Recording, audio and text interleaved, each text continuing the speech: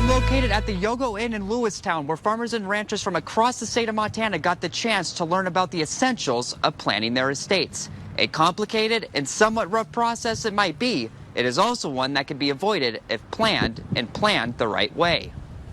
Attendees filled up the Yoga Inn that day as concerns are rising amongst farmers and ranchers on how to successfully plan their estates.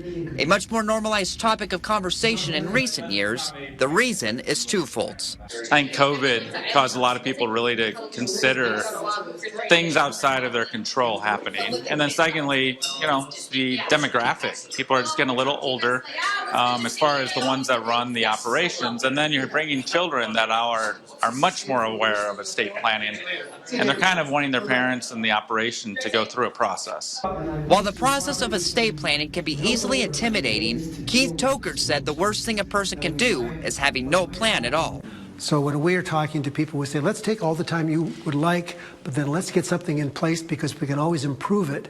But in the meantime, if you don't have any planning in place and something happens, your family is really going to suffer. One of the things mentioned in the seminar was planning the succession of your estate is a mixture of running a business and planning your personal goals. So we need to look at how to protect them personally and what they need to do, but also they have a business, right? So what's the transition plan? What is the estate equalization between the children, which are going to be employees or owners as well? So really estate planning from a farm and ranch component is much more around separating personal and business, and then making sure that you're planning accordingly to protect what's important to you and make sure things go the way you want them to do down the road. The U.S. Department of Agriculture National Agricultural Statistics Service reported in 2015 that family-owned farms account for 97% of 2.1 million farms in the U.S.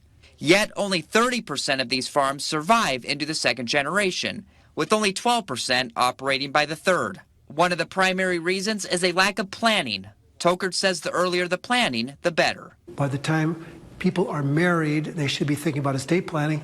Nothing else to designate guardians for their kids. And then when you get older and you have more assets and you want to protect those assets for your spouse and for your kids, that's a good time to plan. And then if you get into your 60s and you don't have any planning, I don't like the odds of something bad happening and your family being really subject to a train wreck. So there's no magic age to do it. But certainly to me, if you haven't done it into your 60s, now it's time to really get serious.